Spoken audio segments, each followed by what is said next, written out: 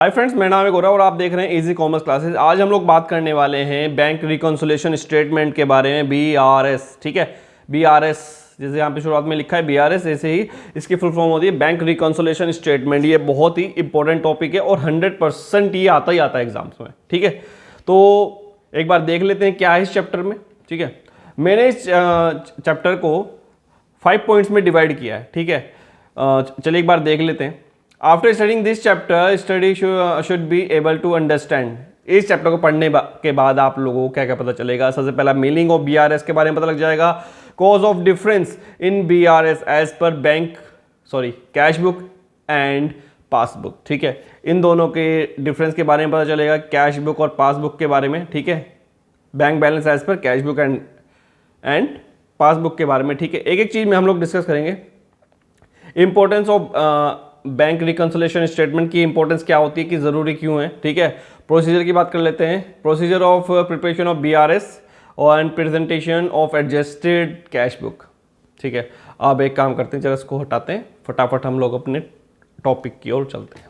चलिए, सबसे पहले हम लोग मीनिंग देख लेते हैं, इसका मतलब क्या है। Bank reconciliation statement schedule showing the items, याद रखिएगा, showing the item of difference between the bank statement. ये तो आपको पता ही कि बैंक स्टेटमेंट क्या होती है कि, ठीक है, and the bank column of cash book. अभी आप लोगों ने एक चैप्टर पढ़ा होगा कैश बुक। ठीक है, अगर नहीं पढ़ा तो मैं डिस्क्रिप्शन में लिंक शेयर कर दूंगा या फिर आई बटन में आ रहा होगा, वहां से देख सकते हैं कैश बुक के बारे में। ठीक है, जो आपने बैंक कॉलम जो बनाया था, ठीक है, मैं एक बार दिखा देता हूं।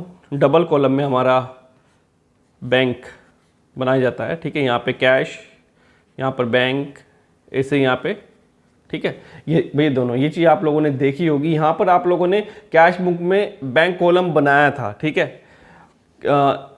अब इस चीज़ को देखते हुए इसमें जो बैलेंस आता है, इसमें जो आप लोगों का बैलेंस जो बनता है कैश बुक में बैंक कॉलम में, वही बैलेंस आपकी पासबुक के अंदर होना चाहिए। ठीक है, एक बार जो लिखा हुआ एक बार फिर से पढ़ते हैं ताकि आप लोगों को इजी समझ में आए। Schedule showing item difference between bank statement, ठीक है, बैंक स्टेटमेंट में and the bank column of cash book is known as bank reconciliation statement.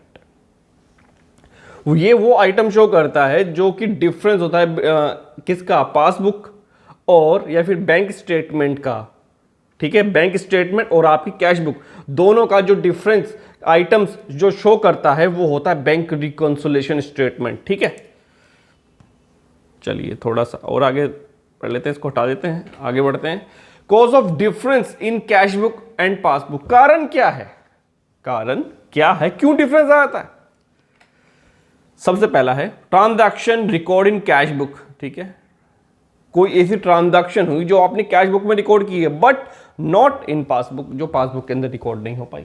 वो कौन कौन सी ट्रांजैक्शन है हम लोग डिस्कस करेंगे। ठीक है, पहले याद रखिएगा, जो कुछ हो सकता है कि हम लोगों ने कैश बुक में रिकॉर्ड किया हो लेकिन बैंक में वो रिकॉर्ड नहीं हुई, बैंक पासबुक में रिकॉर्ड नहीं हुई है, पॉसिबिलिटी है, ऐसा हो सकता है। दूसरे की आगे बात करते हैं, transaction recorded in passbook but not cash book. हो सकता है पासबुक के अंदर एंट्री हुई हो लेकिन कैश बुक में नहीं हुई हो, हमें पता ही ना हो। ठीक है, वो सारी चीज़ें हम लोग इस टॉपिक में। थर्ड और last, other transaction errors.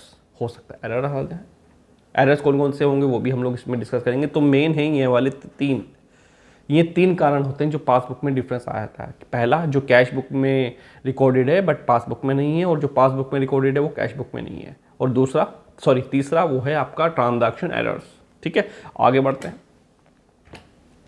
Transaction records in cash book but not in passbook. जैसे अभी हम लोगों ने यहाँ पीछे देखा है ये वाला, पहले की हम लोग एक बार देख लेते हैं कि क्या क्या है। ठीक है, कि भाई जो हम लोगों ने कैश बुक में जो हम लोगों ने रिकॉर्ड किया है, जो पासबुक में रिकॉर्ड नहीं हुई है, वो कौन कौन सी ट्रांजैक्शन हो सकती हैं, फिर किस तरह की ट्रांजैक्शन वो हो सकती हैं, देख लेते हैं। पहला है transaction record in cash book but not in passbook. इसका पहला पॉइंट आता है check issued but not presented for payment in the bank.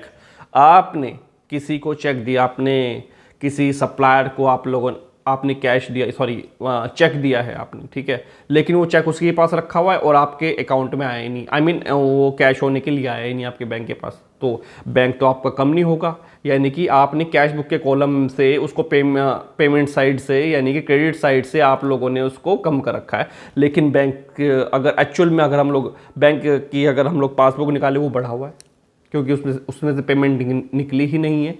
Suppose आप यहाँ पर ए नाम का कोई पर्सन है जो कि हम लोग हैं और इसने किसी को चेक दिया है, ठीक है, ये सी नाम का पर्सन है, इसने इसको चेक दिया है, इसने तो अपनी क्रेडिट साइड में एंट्री डाल ली कि भाई मैंने सी को अपना चेक दे दिया, उसको पेमेंट कर दिया, ठीक है।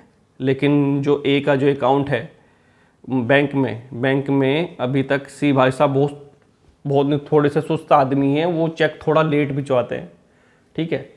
अब इसने यहाँ तक ना अपना चेक लगाया ही नहीं अब तक बैंक में, तो अब तक आपका बैंक कम हुआ ही नहीं है बैंक के पॉइंट ऑफ व्यू से, यानी कि बैंक का बैलेंस अभी भी बढ़ा हुआ है, ठीक है। वो इस तरह के एरर्स आ सकते हैं, इस तरह की चीज़ें आपने रिकॉर्ड नहीं हो सकती हैं कि भाई आपने तो एक कैश बुक में तो रिकॉर्ड कर दिया लेकिन पासबुक में वो रिकॉर्ड नहीं हुआ है, ठीक है। आगे बढ़ते हैं। चेक डिपॉजिट और paid into bank for collection but not yet credit by bank. भाई आपको किसी ने चेक दिया कि लीजिए, आपको कहीं से पेमेंट आई चेक के थ्रू, लेकिन वो चेक आपने बैंक में ले जाके डिपॉजिट कर दिया और आपके अब इस केस में आपके बैंक वाले थोड़े से आलसी हैं, उन्होंने अब तक आगे नहीं पहुंचाया वो चेक। सो आपने कैश बुक में तो एंट्री डाल दी होगी कि भाई मुझे चेक मिल गया है, मेरा बैंक बढ़ गया है, लेकिन वहाँ पर एक्चुअल में बैंक बढ़ा ही नहीं है, ठीक है। सो इस कारण से भी डिफरेंस आ सकता है। चलिए अगला बात करते हैं, चेक डिपॉजिट बट डिसऑनर। आप किसी डेटर से या फिर कहीं से सेल्स के थ्रू या फिर कुछ भी आपको पेमेंट आई है चेक के थ्रू, आपने चेक बैंक में दिया, बैंक कैश बुक में एंट्री डाल के बैंक में सबमिट कर दिया, लेकिन वो चेक हो गया बाउंस, फिर क्या करोगे? यानी कि आपने तो अपना कैश बुक बढ़ा ली है और हमारा बैंक बढ़ा ही नहीं है। सो इस पे से डिफरेंस आ सकता है, ठीक है। रॉन्ग डेबिट और क्रेडिट एंटर्ड, ये कुछ जब 11th के बच्चों से हो जाती हैं गलतियां, जो नए अकाउंट जो सीखते हैं, क्योंकि आप लोगों के लिए नया सब्जेक्ट है, सो इस वजह से थोड़ी गलती होने के चांसेस रहते हैं। तो इस वजह से आप लोगों को थोड़ा केयरफुल एंट्री पास करनी होती है। तो यही है कि रॉन्ग डेबिट या फिर क्रेडिट एंट्री आप लोगों ने पास कर दी, ठीक है, उस चीज़ से भी डिफरेंस आ सकता है, ठीक है। चलिए अगली बात करते हैं, पेन का कलर चेंज कर लेता हूँ, ज़्यादा अच्छा रहेगा। Transaction record in passbook, passbook के अंदर तो रिकॉर्ड है लेकिन कैश बुक के अंदर कोई रिकॉर्ड नहीं हुआ है। पॉसिबिलिटी है कि आपके बैंक में तो पैसा आ गया है लेकिन आपने कैश बुक में एंट्री नहीं की है, ये अधिकतर होता है, ठीक है। इंटरेस्ट ये वाला मतलब कि बहुत कॉमन मतलब कि एरर है, बहुत कॉमन डिफरेंस है। Interest allow by bank, bank ने आपको इंटरेस्ट किया, इंटरेस्ट दिया है, ठीक है, लेकिन बैंक में तो एंट्री हो रखी है, ठीक है। बैंक में छोटा सा इंटरेस्ट तो आ गया लेकिन आपने कैश बुक में एंट्री नहीं करी, ऑफ कोर्स आपको पता नहीं चला, ठीक है। Interest is overdraft, bank charges, commission etcetera charge by bank, bank ने कोई कमीशन या फिर ओवरड्राफ्ट की कोई फीस वगैरह चार्ज कर ली और आपने उसको कैश बुक में एंट्री नहीं डाली और बैंक ने अपना ही पैसा काट लिया, तो उससे भी डिफरेंस आने के चांसेस है।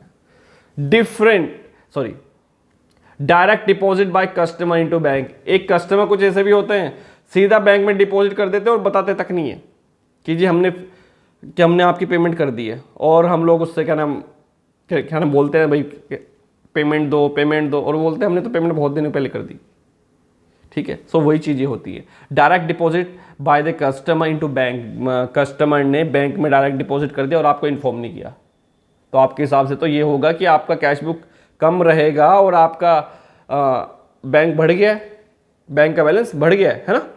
सो इस वजह से ही डिफरेंस आ सकता है, ठीक है। Interest, dividend etcetera collected by bank, bank में कोई इंटरेस्ट आया हो या फिर डिविडेंड को इस तरह का कुछ आ गया हो और आपको पता ही ना हो, ठीक है। Direct payment made by bank on behalf of customer as per the sending instructions.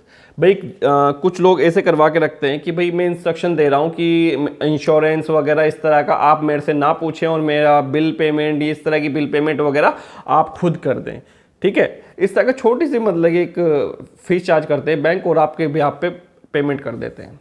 तो आपने बैंक को बोला हुआ है कि भाई इस तरह के जो मेरे खर्चे हैं आप उनको संभालो और उनकी पेमेंट अपने आप कर दिया करो, जैसे ही बिल जनरेट होता हो और आप उसकी पेमेंट कर दिया करो, ठीक है। मेरे से पूछने की जरूरत नहीं है, बस मैं इंस्ट्रक्शन दे रहा हूँ आपको, ठीक है।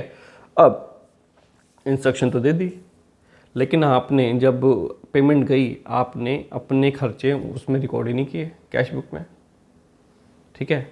इस तरह का कोई भी खर्चा आपने रिकॉर्ड किया ही नहीं, सिर्फ और सिर्फ बैंक से पैसे निकले जा रहे हैं और आपने कैश बुक में रिकॉर्ड नहीं किया, तो उससे भी डिफरेंस आ सकता है, ठीक है। चलिए आगे बढ़ते हैं।